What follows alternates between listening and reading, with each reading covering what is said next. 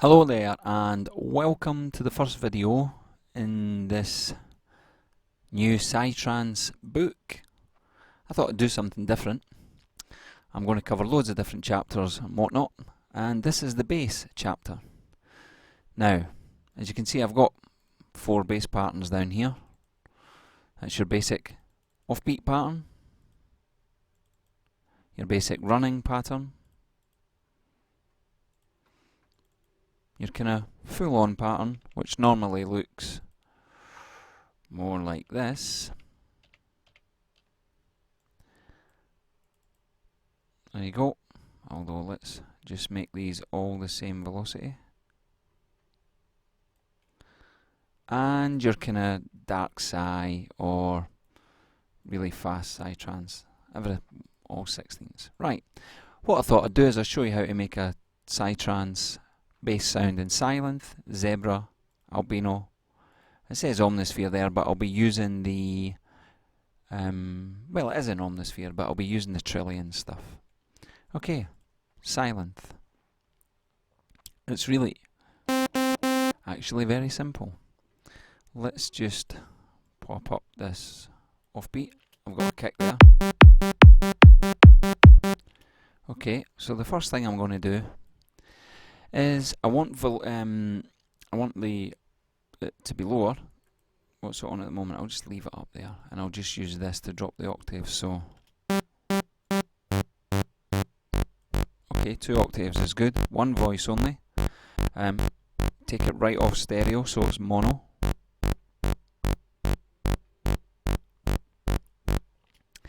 And now I'm just going to drop mix B for a second. We'll mess around. And basically all it is manipulation of the amp envelope, the filter envelope. In this case it's called the modulation envelope down here, and we'll assign it to the filter. And the filter. So in this case we're going to use a low pass filter. At 12 dB it's a little bit brighter. And we're going to assign this modulation envelope here to the filter. And we're only using the 1 oscillator. So I'll just assign it to cut off A. Turn it right up. And I can turn that up. And as you can hear, it's made it really bright. Something else I want to be able to use is velocity to control cutoff and amplitude. So in source over here under miscellaneous, just select velocity there, select cutoff there, and amplitude. That's what we're looking for. Or volume A, there we go. And just turn them right up to start with. We'll be messing around with all of those in a second. So there's a Psytrance bass there already. Okay, but I'll just show you how you can manipulate that somewhat. So let's kind of take some of the cutoff off it, and we'll use the modulation envelope to control that. So I'll just reset that to 0 for the moment. I've just brought that right down. I can almost take it right off. The reason that's happening is because these guys are up. So okay, we can't hear anything now, is probably what you expected. So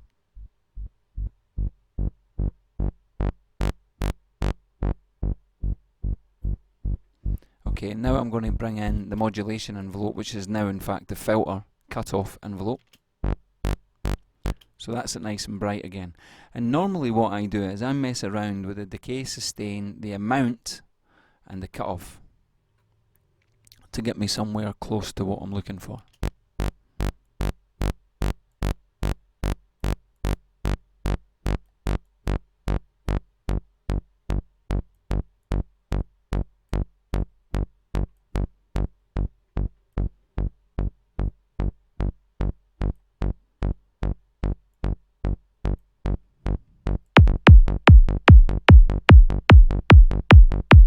Okay, that's not too bad. Just at that, you see, it hasn't taken us a lot, you know. We'll just leave that at 5. So again, I'll just mess around with them again.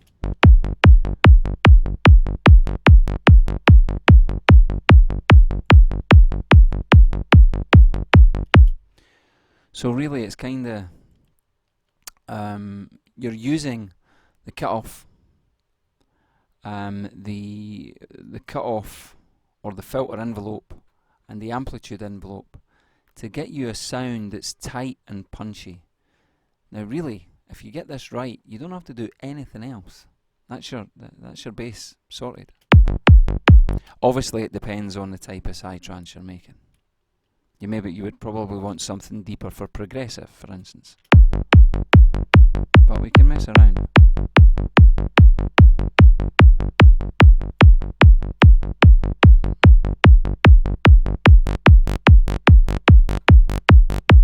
Okay, so now, if you know that you're going to want velocity to play a big part in your tune, then turn this one up. I'm just going to replace that with one of the kind of full-on psytrance.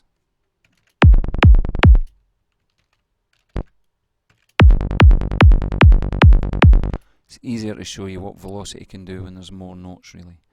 So, at the moment it sounds like this.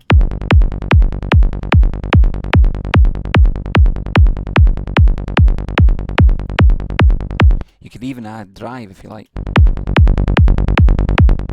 But we're just going to keep it as basic as possible at the moment. But we know we're going to want to use velocity. So I'm just going to turn velocity up. And as you can hear, it's made it brighter. The reason for that is because the level of this velocity here is now controlling whatever you've got it assigned to. In this instance, cut off. So if I turn that up and turn that down, it's now controlling amplitude. So we'll turn them both up. You don't have to have them both. You could just be using one if you like. But now what I'm going to do is again I'm going to mess around with the modulation envelope and the filter to kind of get closer to the sound again, because these have made an adjustment.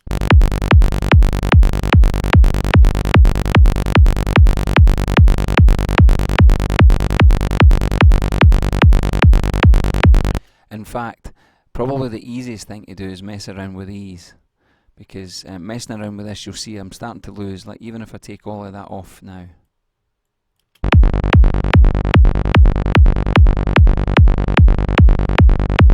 Because this has started to control, so if we take that off. So let's just leave the velocity for the cutoff off at the moment.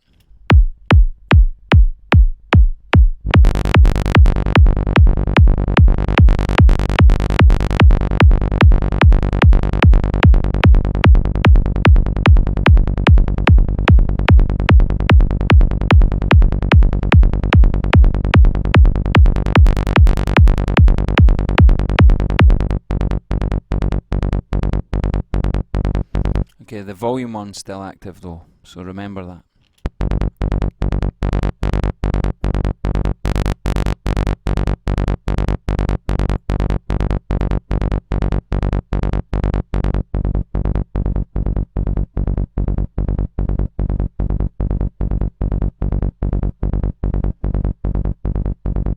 Okay, so now let's say that's kind of where we want. I'm now going to come in and mess around with the volume. I can do it on all four, but I'm kind of weird. I like to do it on 3 at a time.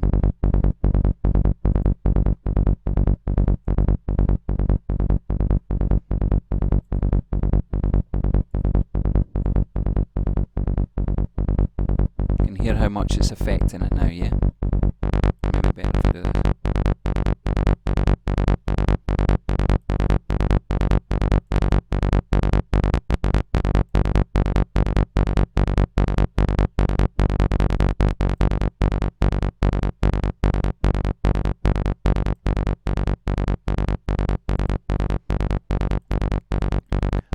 And now if I turn the cut-off one up, the amount of velocity is now affecting the cut-off as well.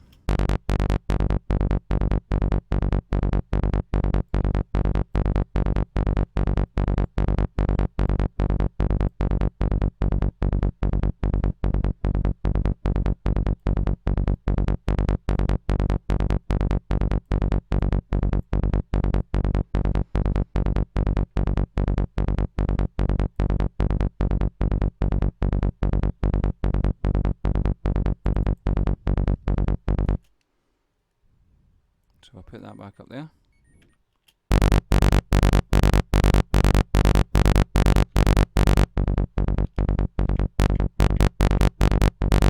So now you can start to shape it using the velocity. So let me just run this back out. So let's say we want that one to be down in those two, and then, yeah, no, I'm just being weird. Just messing around.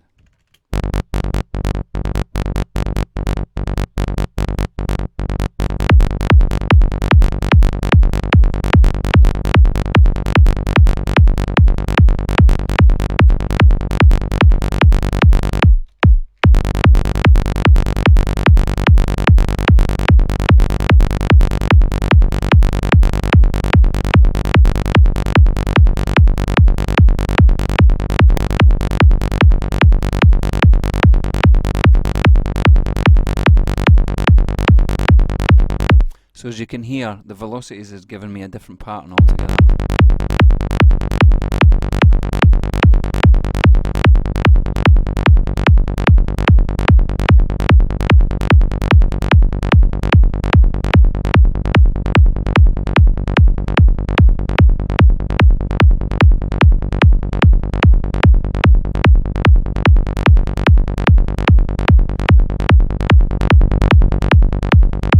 Okay, so as you can see, it's very easy to make a bass sound in the Sylenth.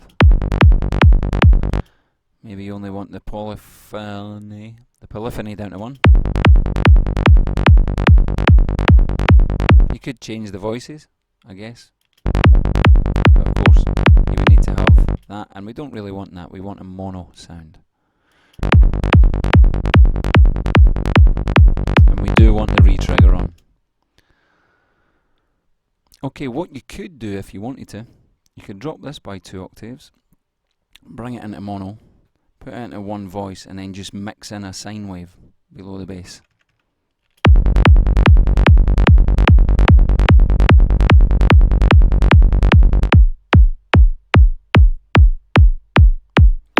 Where is it? Why can we not hear anything? Well, the reason we can't hear anything is because the thing I do all the time, that's not B, it's A, isn't it? So we want it 2 octaves. I'll put it to about the same as what it is. You can put it even at 3, but it probably gets too growly down there. Bring it in. You can really hear it there.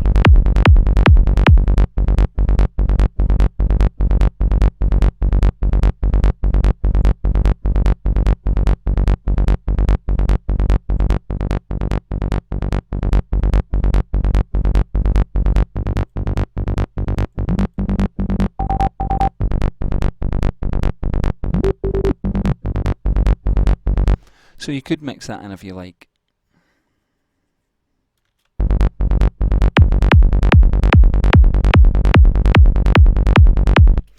So that's how to make a bass in Sylenth 1. Very easy.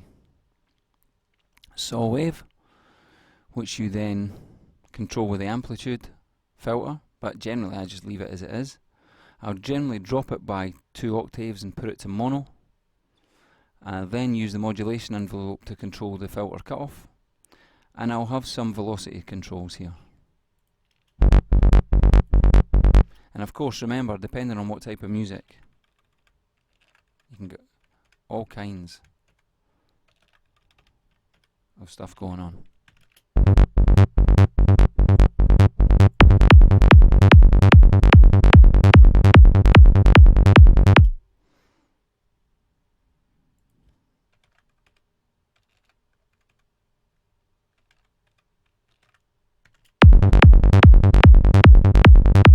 And then you would change the velocities and stuff again. So that's how to create the bass in Sylenth.